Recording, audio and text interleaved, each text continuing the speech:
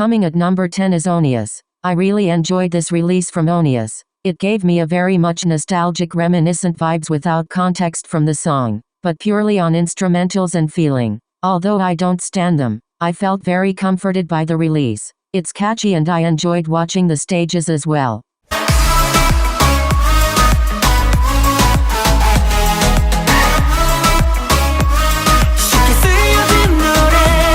Coming at number 9 is Jungha. I really had difficulty placing this one cause I loved so many through the year. I enjoyed the incorporation of the Vogue dancing and the concept. Considering this was a pre-release, I think it did its job. Even her latest releases, she outdoes herself every single time. The sets for the MV and the dancers were such a gem to watch for the release as well. Coming at 8 is MCND. MCND is one of the groups who debuted in 2020 and their sound was definitely one of my favorites.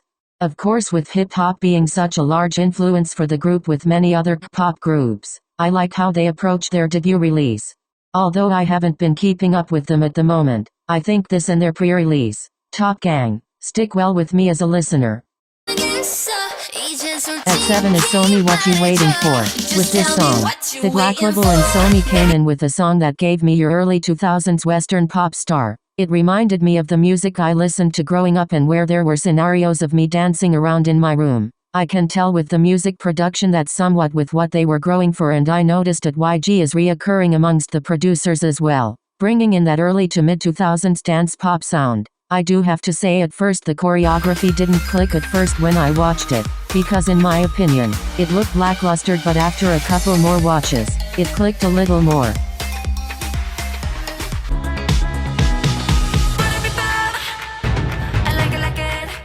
At 6 is Sunmi. The 80s retro sound and her storytelling in her music videos are also my favorite. The white hats on the dancers gave the choreography that extra passes, and I feel like this release was probably one that wasn't appreciated enough.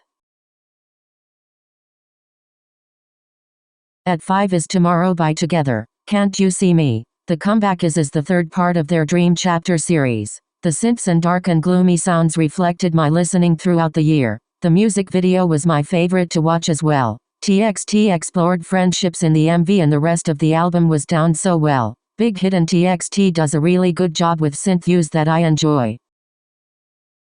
Now let's move on to my top 4 releases. At 4 is 80s Inception. This comeback was a rocky one considering the decision for Adonis to choose the song to promote again this summer. At first I wanted Thanks to win cause it seemed very much 80s-esque, but after the CA that happened with Hongjoong, it was better to go into the comeback with Inception. I grew to love Inception more than Thanks once I heard the teasers for the song. For this comeback, we also got the Diary film. I still think I don't have down all the theories, but it was a lot of fun discussing them. I think the sound for the album was still them, but you can tell they went a new direction than the Treasure series. To add, when they dropped the teasers, I thought the comeback was going to be a lot darker than what it really was. Lol. At 3 is Twice I Can't Stop Me. Out of all the groups I listen to, I definitely think Twice has grown the most musically. Their sound is constantly evolving and maturing. The retro sound is a trend in the industry right now, and Twice surpassed my expectations with this release. The full album Eyes Wide Open is a joy to listen to as well. The girls wrote some amazing lyrics and the production is chef's kisses. I think this has to be one of my favorite Twice releases.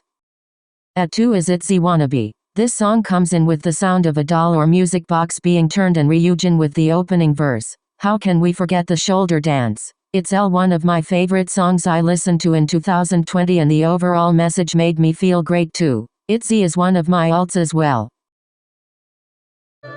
Felt so many emotions. Since this came out right before quarantine, the songs on this album never got to be fully appreciated. The tour was supposed to occur and everything throughout the year happened. I can say that I feel nostalgic listening to this album and probably one of my favorite releases in music from 2020. The sounds explored had to be my favorite as well. The album opening with intro, Persona sampling School Love Affair to ending with We Are Bulletproof. The Eternal left me going through many emotions. With the release of Black Swan and reading the lyrics, I was able to relate to it and interpret in my own way. Definitely not on the same scale as BTS cause music is their livelihood, but I feel out of some of my passions and I found it again. I was encouraged to pick back up the things that I love and I thank them for that.